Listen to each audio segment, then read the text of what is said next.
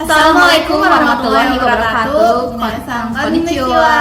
Minasan genki desu ka? Gimana kabarnya? Selama ini kita udah liburan sekitar 2 bulan ya, Sensei? 2 bulan? Nah, 2 bulan libur bulan puasa dan libur Hari Raya Idul Fitri. Gimana, udah puas ya liburannya? Sekarang kita akan kembali lagi untuk pembelajaran bahasa Jepang. Nah, biasanya kan saya sendirian, sekarang saya ditemenin sama Sensei satu lagi. Siapa Sensei? Silakan perkenalkan diri dulu. Hajimashite, watashi wa Vera desu. Yoroshiku onegaishimasu. Siapa namanya? Vera ya, Vera Sensei. Ini sebenarnya kita kohai dan Senpai ya waktu kuliah, tapi sekarang alhamdulillah kita udah kerja bareng di suatu sekolah di Garut. Nah, jadi waktu sebelum libur kita kan membahas tentang kata sifat ya, baik ke pola kalimat positif, terus negatif, beserta interrogatifnya. Nah, untuk sekarang kita agendanya adalah apa, Sensei? Agendanya adalah perubahan kata sifat untuk menggabungkan dua kata atau lebih dalam satu kalimat. Nah, gitu. Jadi dalam satu kalimat itu kan tidak selalu ya ngucapin kata sifat cuma satu. Misalnya, Vera Sensei cantik dan baik. Tuh, berarti kata sifatnya ada dua kan? Ada cantik dan juga baik. Bisa juga satu kata sifat dalam satu kalimat. Tapi untuk pembelajaran sekarang kita akan membahas banyak kata sifat dalam satu kalimat. Langsung aja kita akan bahas perubahan kata sifat i dan kata sifat na. Untuk kata sifat i-nya akan dijelaskan sama Vera Sensei. Siapin buku catatannya dan kita mulai sekarang. Oke, sekarang kita akan membahas tentang perubahan kata sifat i untuk menggabungkan dua kata atau lebih. Nah, untuk yang pertama, perubahan dalam bentuk positif. Kan kemarin kita udah belajar tuh untuk pertemuannya, ada misalnya kata sifat i ada apa aja sih? Ada yasashi, ada kibishi, terus ada takai, terus ada ikui, dan masih banyak lagi. Nah, misalnya untuk perubahan kata sifat i, misalnya yasashi, i yang di belakangnya itu dihapus, dicoret, terus diganti sama kata kute, jadi yasashi kute. Terus kibishi berarti i-nya dihapus, yang belakang diganti sama kute, jadi kibishi kute. Nah, kute di sini itu maksudnya tuh untuk fungsinya itu untuk menggabungkan kata sifat pertama dan kata sifat kedua. Jadi kayak kata penghubung gitu loh kalau di Indonesianya itu menggabungkan kata sifat pertama dan kata sifat yang kedua kayak gitu. Misalnya ibu saya baik dan tinggi. Berarti watashi no haha wa yasashi kute tinggi Hega takai des, seperti itu. Contoh lain misalkan ibu saya, ibu terus ya dari tadi, ganti. Kakak perempuan saya baik dan berambut panjang. Berarti pola kalimatnya ane-san wa yasashi kute kami ga nagai des. Nah, sekarang kita lanjut ke yang bentuk negatifnya. Untuk yang bentuk negatif kemarin kan udah belajar juga tuh, misalnya yasashi bentuk negatifnya jadi yasashi kunai, kibishi kunai. Nah, kita lihat lagi, misalnya yasashi kunai. Nah, i yang paling belakang dicoret lagi, langsung diganti sama kata kute. Jadi bentuk negatif untuk penggabungannya yaitu yasashi kunakute. Terus kalau kibishi berarti kibishi kunakute. Sega takai berarti sega taka kunakute. Kayak gitu ya, bisa ya. Nah, kita masuk ke pola kalimatnya. Nah, untuk rumusnya kalian bisa lihat di sini. Ada ya. Nah, contohnya ayah saya tidak galak dan berambut pendek. Jadi watashi no chichi wa kibishi kunakute kami ga mijikai desu. Nah, itu adalah penggabungan kata sifat untuk penggabungan kata sifat yang positif dan negatif. Untuk yang negatifnya, polanya seperti ini. Contoh kalimatnya, ayah saya tidak galak dan tidak berambut pendek. Berarti watashi no chichi wa kibishi kunakute kami ga mijika kunai desu. Nah, sekarang akan dilanjutkan oleh Ima Sensei. Oke, jadi kan tadi udah belajar ya untuk perubahan kata sifat i sama Vera Sensei, dan sekarang kita akan mempelajari kata sifat na, perubahan kata sifat na sama saya lagi. Nah, untuk kata sifat na ini beda sama kata sifat i. Kalau tadi kan digantinya dengan kute-kute ya. Nah, kalau sekarang itu perubahannya itu menggunakan d. Fungsinya sama aja sebenarnya sama kute, cuman untuk kata sifat na ini menggunakan d. Contohnya begini nih. Misalnya ada kata sifat na itu rajin. Rajin itu kan bahasa Jepangnya majime. Nah, untuk majime itu ditambahkan d karena tidak ada yang bisa diganti. Kalau tadi kan yasashi, i-nya bisa diganti dengan kute. Kalau sekarang tidak ada yang bisa diganti, jadi hanya ditambahkan dengan d. Majime, d. Kayak gitu. Itu untuk positifnya.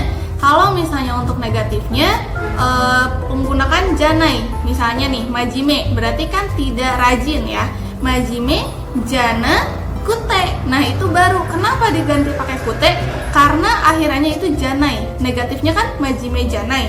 Berarti akhirannya i. Nah, itu yang diganti untuk penggabungannya. Majime, jana, kute. Paham sampai sini? Sekarang contoh lain untuk perubahan kata sifat na-nya. Apalagi sih sekarang kata sifat na, coba selain majime. Hansamu misalnya. Oh, kirei aja deh, kirei. Nih, kirei. Saya udah jelasin waktu pembelajaran sebelumnya itu, kirei adalah kata sifat pengecualian, ya kan? Dia berakhiran i, tapi dia menjadi kata sifat na karena itu adalah pengecualian. Jadi perubahan kata sifatnya juga menggunakan perubahan kata sifat na. Contohnya, misalnya kata sifatnya kan kirei. Nah, kirei itu nggak menjadi kirei kute, nggak. Kenapa? Karena dia itu pengecualian. Kalau negatifnya kirei janai kan. Sebelum digabungkan untuk dengan kata sifat lain, dia kirei janai.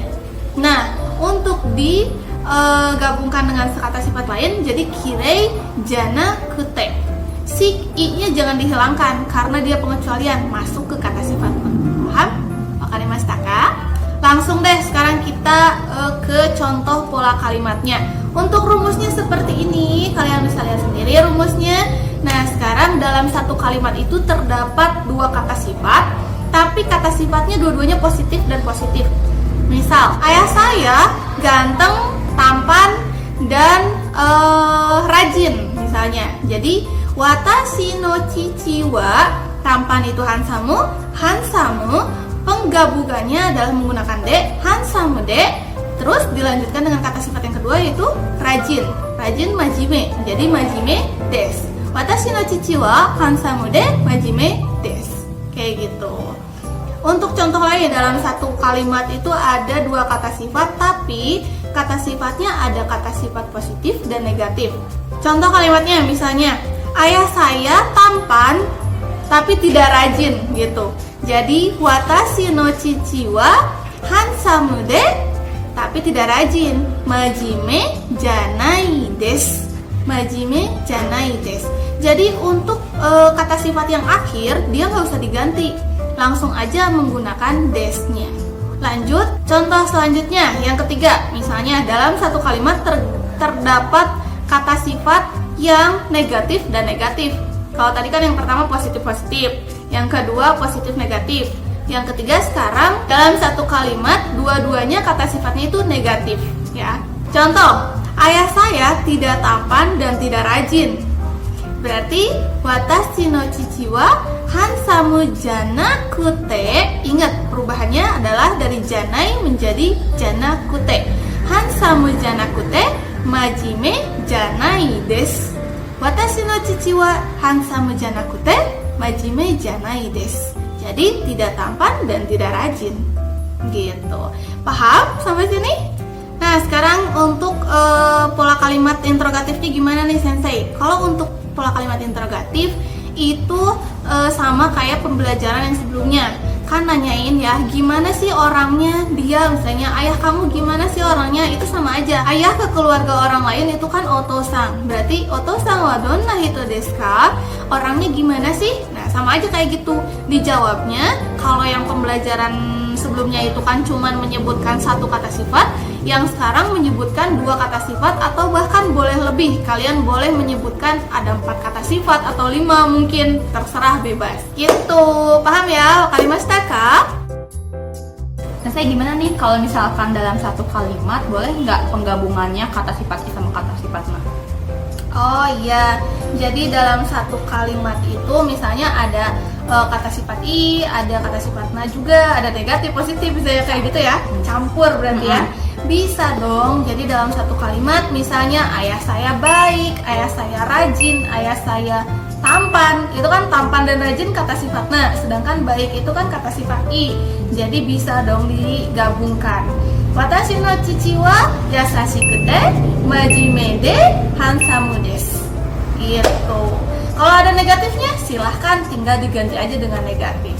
Oke, jadi kira-kira untuk pembelajaran cukup sekian dulu untuk hari ini. Untuk teman-teman yang misalnya ada yang tidak dipahami dari kita berdua, misalnya ada penjelasan kita berdua yang kurang bisa dipahami, silahkan jangan sungkan-sungkan untuk tulis di kolom komentar pertanyaannya apa, atau untuk siswa-siswi kita di sekolah silahkan boleh langsung japri ke kita atau di grup juga, kita akan diskusikan lagi. Oke? Sampai jumpa lagi di video selanjutnya.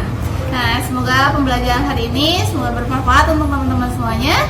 Mata Raisyu, semoga saya bisa bergabung lagi ya untuk minggu depan. Dadah. Assalamualaikum. Jangan lupa di like, comment, dan subscribe. Jadi untuk menggabungkan dua kata sifat atau lebih dalam satu kalimat. Kenapa aku yang ngejelasin? Iya. Salah. Sampai ketemu lagi di video selanjutnya. Semoga saya bisa bergabung lagi ya buat di video selanjutnya. Ampun. Sampai ketemu lagi di video selanjutnya. Mata Raisyu. Jangan lupa di like, comment, dan subscribe. Jadi si Rami mah apa